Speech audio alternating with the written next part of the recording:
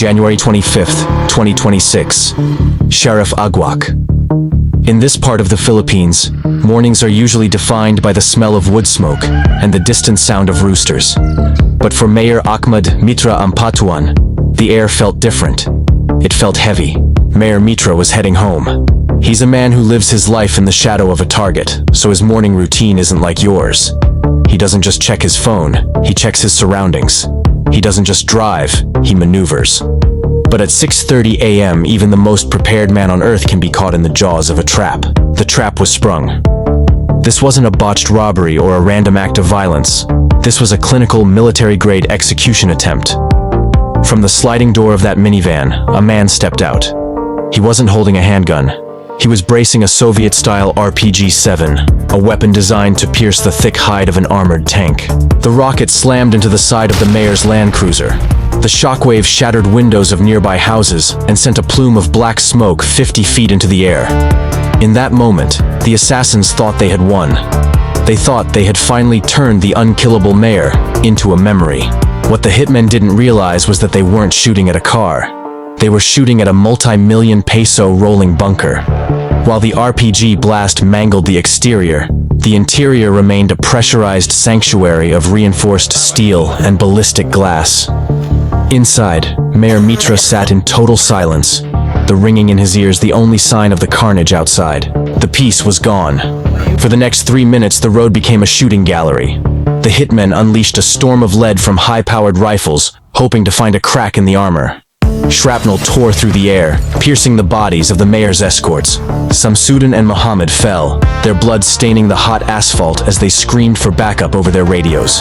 The gunmen fled, leaving behind a trail of spent shells and a burning minivan.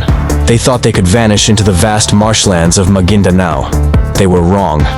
Within the hour, the Philippine National Police, PNP, and the military declared a hot pursuit. The province was locked down. Every exit was a dead end. The chase ended in Barangay Metta, Datu Unsay. Cornered and desperate, the hitmen chose to fight. When the dust settled, 3 suspects lay dead in the mud. Among them was the man they called Rap, a notorious mercenary for hire, whose name was whispered in the darkest corners of the underworld. The immediate threat was neutralized. The mayor had survived his 5th dance with death. But as the smoke cleared over Shariff Aguak, a chilling realization set in. You don't get an RPG-7 from a local street gang. This required a benefactor. This required a mastermind with deep pockets and a deeper grudge. We have to travel back to a time when Mayor Mitra Ampatuan was much more vulnerable. In the Philippines, December is the month of lights, carols, and reunions. But for Mitra, December became a month of shadows. A month where the December curse would claim the lives of those he loved, while miraculously sparing his own. It started in 2010. The province was still reeling from the 2009 Mindanao massacre, a crime so heinous it shook the world. Mitra, a member of the powerful Ampatuan clan, did the unthinkable. He stood as a star witness against his own relatives. In a culture built on Rito, or clan feuds, this was a death sentence. The first attempt was a test, a roadside bomb, a crude message left in the dirt. Mitra survived, but the message was clear. You are no longer one of us. You are a target. Fast forward 4 years. Christmas Eve, 2014. While the rest of the country was celebrating Noche Buena, Mitra, then serving as vice mayor, was traveling through the quiet town of Gindulungan. He wasn't in an armored fortress yet. He was in a standard SUV. The ambush was clinical. Gunmen emerged from the tall grass, their muzzles flashing in the dark. Lead tore through the thin metal doors like paper. Mitra watched in horror as 2 of his most loyal security escorts took the hits meant for him. They died in the front seats, their blood cooling as the attackers vanished into the night. Mitra walked away with scratches, but the weight of 2 lives on his conscience. For 5 years, the shadows stayed back. Then came December 24th, 2019. It was as if the killers were following a twisted script. Exactly 5 years to the day, in the heart of his own territory in Shariff Aguak, the nightmare returned. This was no longer just an ambush. It was a massacre. The killers didn't miss. 4 people were executed in that seat. 2 drivers and 2 more security personnel. Think about the math of that tragedy. 4 lives sacrificed just to reach one man. Mitra was hit, his body peppered with glass and lead, but he refused to die. As he was rushed to the hospital, his barong soaked in blood, the legend began to grow. People in the market began to whisper, "Does the mayor have an anting? A mystical amulet?" But Mitra knew it wasn't magic. It was a warning. He realized that as long as he was the man who spoke the truth about the 2009 massacre, he would never be safe. He was a walking piece of evidence that his enemies desperately needed to destroy. He decided that if he was going to live in a war zone, he would drive a tank. No more standard SUVs, no more thin doors. He began to invest millions into what would become his bakal na depensa, his iron defense. He was preparing for a war that would culminate in a rocket attack 7 years later. By 2020, Akmad Mitra Ampatuan had stopped living like a politician and started living like a commander in a forever war. He understood a chilling truth. His enemies were patient. They had waited exactly 5 years between the 2014 and 2019 attacks. To them, time was just a tool to observe, to learn, and to wait for a moment of weakness. Mitra decided he wouldn't give them one. He transformed his life into a fortress. He poured millions into a security detail that rivaled heads of state. His vehicle was no longer a car. It was a multi-layered ballistic shield, stripped to the chassis and rebuilt with steel plates capable of stopping sniper rounds, and fitted with glass so thick it distorted the light. He became a ghost in his own town, changing routes and schedules, trusting no one but the armor around him. August 14th, 2023. The December curse was broken, but only because his enemies had grown desperate. In a brazen daylight ambush, a hit squad unleashed a torrent of high-caliber fire. This time, they found a gap.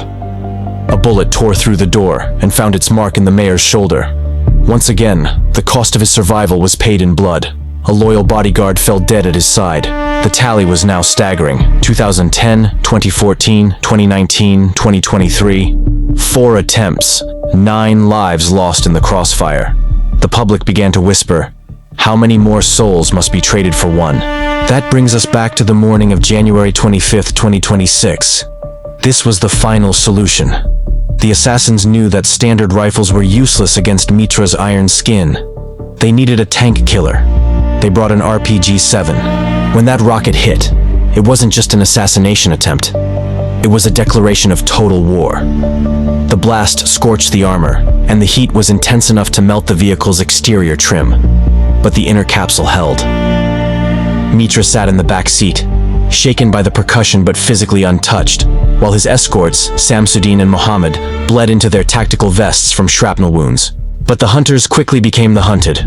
The Philippine National Police and military units launched a counterstrike with terrifying speed. Within hours, they cornered the cell in the marshes. The leader, a mercenary ghost known as Rap, realized too late that you cannot outrun the full fury of a state-backed manhunt. The encounter was brief and terminal. 3 bodies in the dirt. 1 RPG launcher recovered. So, who is the man who cannot be killed? Since 2010, Akmad Mitra Ampatuan has survived 5 major hits. He has outlived the assassins sent to silence him and remains the star witness to a massacre that refuses to be forgotten. Is it pure luck? Is it the millions of pesos in armor? Or is it a destiny he hasn't finished fulfilling? In the heart of Mindanao, they call him the Unkillable for a reason.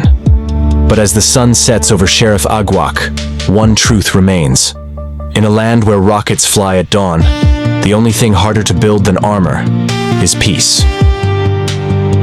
But in the shadows of the marshland, the masterminds are already planning their next move. The smoke in Shariff Aguak has cleared, but a heavy fog of questions remains. 3 gunmen are dead, their story silenced by the very violence they peddled.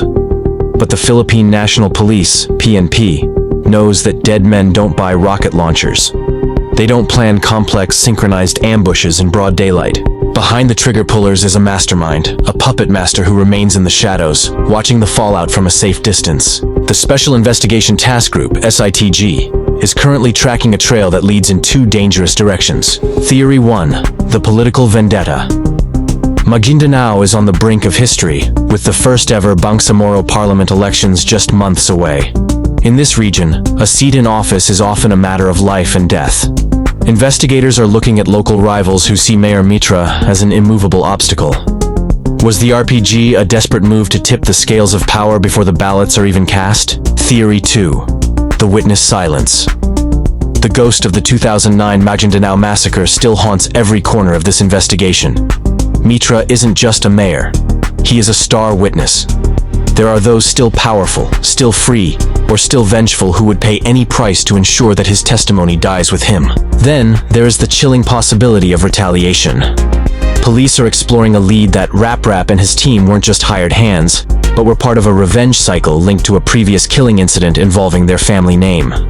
In Mindanao, blood is often paid for with more blood, and an RPG is the ultimate currency of debt. Acting PNP Chief Joe Melencio Nartates Jr. has vowed that Mindanao will not become a Wild West. But as the forensics team analyzes the homemade RPG and the Suzuki minivan used in the attack, they realize they aren't just fighting a group of rebels. They are fighting a ghost network that provides high-powered weapons to anyone with a grudge and a bank account. The mastermind remains at large. The RPG failed. The armor held. But the message sent on January 25, 2026 was clear. We can find you. We can hit you. And next time, we might bring something even bigger. For the unkillable mayor, the war isn't over. It's just moving into a new, more lethal phase.